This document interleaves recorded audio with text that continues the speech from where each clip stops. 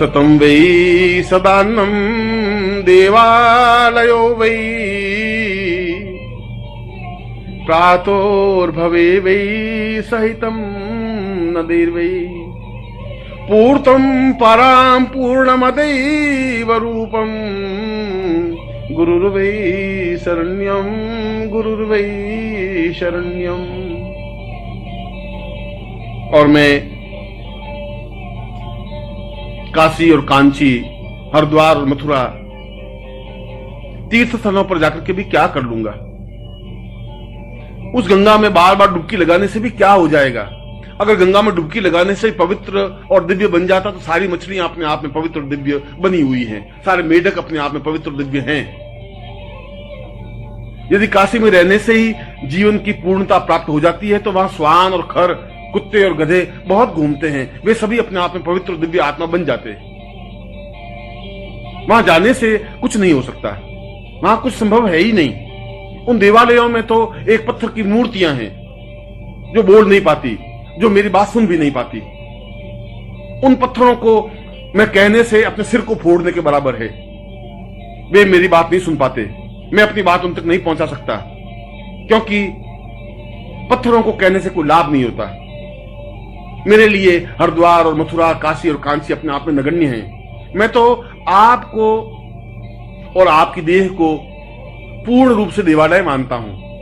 पूरा मंदिर है यह जो मेरे सामने है, और यह मंदिर जो आपकी देह है यह मंदिर के रूप में है, जो जीवित और जागृत मंदिर है, चैतन्य मंदिर है, चलता फिरता मंदिर है, बोलता हुआ मंदिर है, वाचाल मंदिर है, अपने आप में आशीर्वाद देता हुआ मंदिर है। आपके दोनों पैर इस देवालय के स्तंभ हैं। अच्छे स्तंभों पर यह मंदिर टिका हुआ है, और इन स्तंभों पर जो मूर्ति स्थापित है आपके प्राणों की, आपके हृदय की, आपकी चेतना की, वह आपका हृदय स्थल अपने आप में गर्भगृह है। उस गर्भगृह में जाकर के जब मैं खड़ा होता हूं तो मेरा शरीर रोमांचित हो जाता है, भाव विवल हो जाता है, चेतना युक्त हो जाता है, एक एक रोम खड़ा हो जाता है, रोम रोम चीखने लग जाता है, चिल्लाने लग जाता है, पुकारने लग जाता है, और उसके गुरुदेव के अलावा कोई शब्द निकलता नहीं। मेरे आंखों से आंसुओं की धारा बहने लग जाती है, भाव विवल हो जाता हूं, मेरा सारा शरीर थरथराने लग जाता है जब मैं इस जीवित जागृत उस मूर्ति को देखता हूं जो धड़कता है। और इस गर्भगृह में जो मूर्ति है, जो हृदय है, जो प्राण है, जो आपका ये शरीर है, वो अपने आप में इतना स्पंदनशील है, अपने आप में आह्लाद कारक है। उसको देखते ही मेरे सारे शरीर में स्फुरण हो जाता है, सारे शरीर में चेतना आ जाती है, सारे शरीर में ओजस्विता आ जाती है। ऐसा लगता है कि मेरा सारा शरीर अपने आप में प्रसन्नता के आवेग में उछलने लग गया है।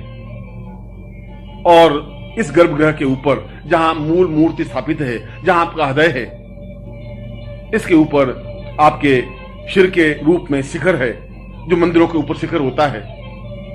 उस शिखर को देख करके ही ऊंचाई का भाव होता है, हिमालय का भाव होता है।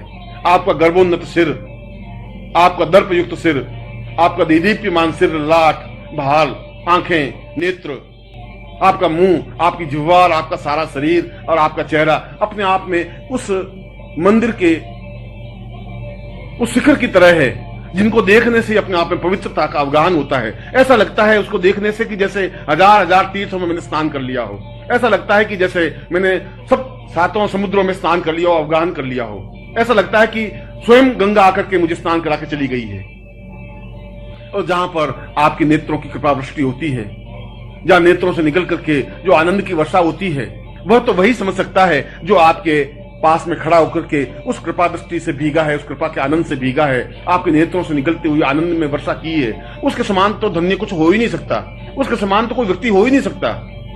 बहुत अपने आप में एक अद्वितीय चिंतन है, अद्वितीय धारणा है। मैं इस जीवित जागृत मस्तिष्क युक्त, शिखर युक्त, इस गर्भगृह युक्त, इस स्तंभ युक्त, इस चलते फिरते इस मंदिर को छोड़ करके और किस मंदिर में जाऊं? विश्वनाथ का मंदिर और मथुरा का मंदिर, कृष्ण और राम का मंदिर और अन्य मंदिर मेरे लिए क्या उपयोगी है, कैसे उपयोगी है? उन मंदिरों से मुझे क्या मिलने वाला है? यदि मैं इस मंदिर को नहीं समझ सका, यदि मैं इस मंदिर की पूजा नहीं कर सका, यदि इस मंदिर को स्वच्छ और पवित्र और दिव्य नहीं रख सका, इस मंदिर में सेवा शुश्रूषा नहीं कर सका, तो फिर मेरा सब कुछ जानना व्यर्थ है। क्योंकि इस मंदिर में समस्त देवता निवास करते हैं। इस मंदिर को देखने के लिए तो देवता तरसते हैं। इस मंदिर को स्पर्श करने के लिए देवता अपने आप को न्योछावर करने के लिए तत्पर हैं। गुरुदेव, आप मुझे किसी नदी और किसी तीर्थ और किसी मानसरोवर, किसी गंगा और किसी हरिद्वार और किसी समुद्र के पास जाने की आज्ञा मत दीजिए। मुझे उसमें कोई मोह नहीं है। वे तो व्यर्थ पानी के बहाव हैं, वे तो मछलियों के एक सागर हैं, वे तो खारा समुद्र है, वह तो केवल एक झील है, निर्जीव, जो बोल नहीं सकती। मुझे ऐसे कोई तीर्थों में जाने से न प्रयोजन है न आवश्यकता है, क्योंकि जहां समस्त तीर्थों का स्नान मैं केवल आपके नेत्रों से निकलती हुई कृपा से कर सकता हूं, तो इससे बड़ा सौभाग्यशाली तो कुछ हो ही नहीं सकता। वास्तव में मैं सौभाग्यशाली हूं। वास्तव में मैंने जीवन के पुण्य किए होंगे कि मैं आपके सामने खड़ा हूं। वास्तव में मेरे पुण्यों का उदय हुआ होगा कि आप सजीव रूप में मेरे सामने हैं और मैं इस पीढ़ी में, इस युग में आपके सामने उपस्थित हूं। वास्तव में आपके नेत्रों की वर्षा से मैं आप्लावित हूं। वास्तव में आपके नेत्रों से जो आनंद की वर्षा होती है उससे भीगा हुआ अपने आप में अत्यंत मस्ती के साथ नाच रहा हूं, अपने आप में छलछला रहा हूं, अपने आप में कूद रहा हूं, उछल रहा हूं, आनंद से भर उठा हूं, क्योंकि गुरुदेव मैं केवल आपकी शरण में हूं। क्योंकि गुरुदेव केवल और केवल मात्र मैं आपकी ही शरण में हूं।